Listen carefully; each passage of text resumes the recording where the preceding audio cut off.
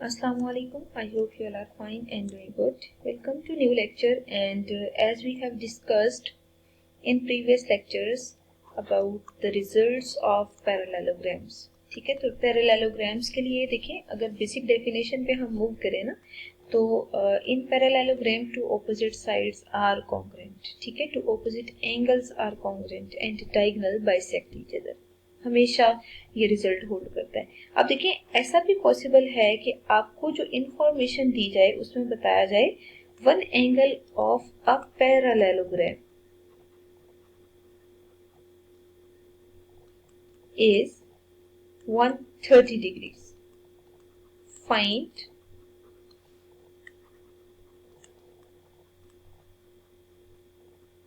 the measures of its remaining angles. ठीक है, इतना तो कंफर्म है कि पैरेललोग्राम्स के जो एंगल हैं वो 4 होते हैं। ठीक है, तो अब देखें, आपको कंडीशन क्या गिवन है कि एक एंगल 134 है। अब आपको ना यहाँ पे जब फिगर बना लेते हैं तो ये क्लियर होना चाहिए कि किस एंगल को हमने बेसिकली 34 मार्क करना है। तो देखिए, ऑब्ट्यूज और एक्यूट, वो एंगल जो 90 से बड़ा होता है वो ऑब्ट्यूज होता है और वो जो 90 से छोटा होता है वो एक्यूट होता है।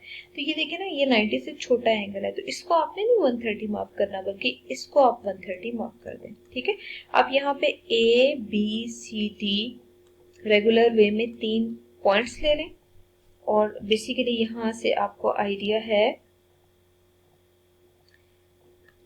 कि मेजरमेंट एंगल बी 130 डिग्रीज है। ठीक है, तो यहाँ पे सबसे पहले तो आप रेफरेंस दे दें as given measurement angle B equals 130 degrees. एक एंगल तो हमें गिवन है। अब देखिए, यहाँ पे अगर बी 130 डिग्री के इक्वल है ना, तो हमें यहाँ से इंफॉर्मेशन है कि angle B and angle D are opposite angles of parallelograms.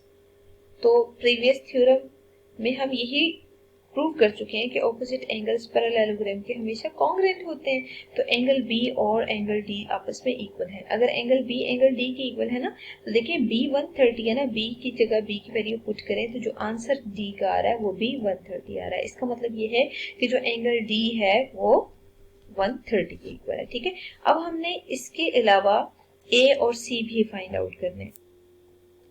देखिए, अगर एंगल बी 130 के इक्वल है तो angle B and angle C are consecutive angles.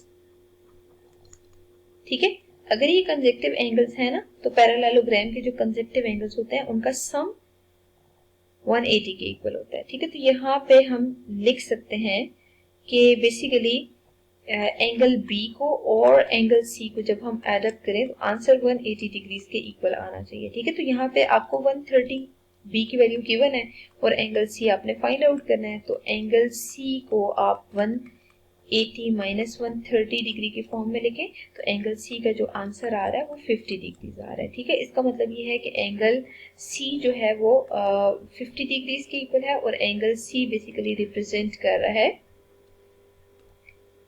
Consecutive angle को। ठीक है, अब देखिए, एंगल सी तो हमने फाइंड आउट कर ली है बट अभी भी एंगल ए के बारे में कोई इंफॉर्मेशन नहीं है। ठीक है, तो एंगल ए और एंगल सी दोनों कॉन्ग्रुएंट होंगे क्योंकि ये ऑपोजिट एंगल्स हैं। ठीक है, और ऑपोजिट एंगल्स ऑफ पैरेललोग्राम है, इस वजह से आप इनको इक्वल लेंगे।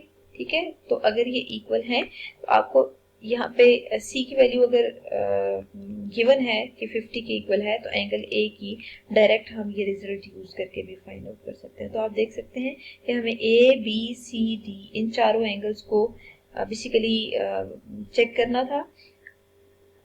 तो डायरेक्ट हमने देखा कि एंगल बी और डी को इक्वल किया और वहां से हमें जो रिलेशन मिल रहा है उसके अकॉर्डिंग फिर आपने कंसेक्टिव की कंडीशंस को यूज करके जो रिमेनिंग 2 एंगल आ रहे हैं उनको फाइंड आउट कर लिया। तो हमेशा ऐसा होता है कि जब भी कोई पैरेललोग्राम शेप गिवन होती है उस पैरेललोग्राम शेप में ऑपोजिट एंगल्स को हम इस वे में इक्वल करते होते हैं। अब हम ऐसा करते हैं, एक मजीद फिगर कंसीडर करते हैं और उस फिगर में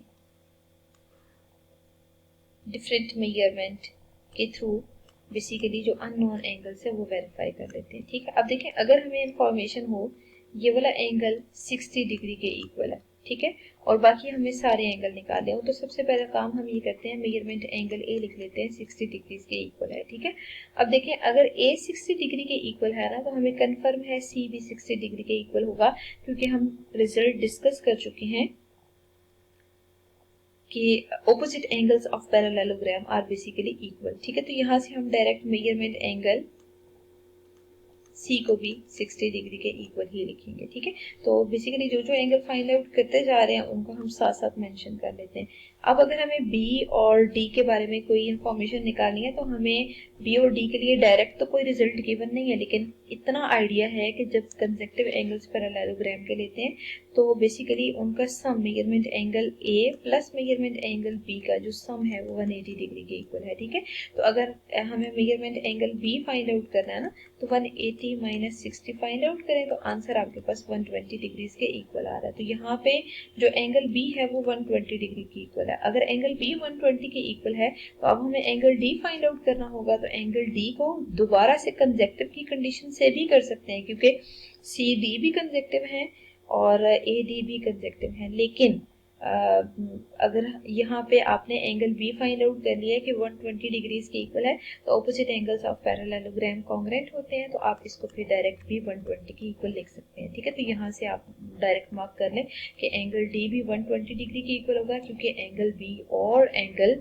D opposite angles of parallelogram है। ये एप्लीकेशन है थ्योरम्स की, कि बजाय इसके कि हम मेजर करें इन सब एंगल्स को, अगर एक एंगल आपको गिवन है तो बाकी एंगल्स आप इजीली ट्रेस आउट कर सकते हैं। ठीक है, बट ये है कि ये कंडीशन जस्ट क्वाड्रिलेटरल शेप में ये जो पैरेललोग्राम है इसमें होल्ड कर रही होती है।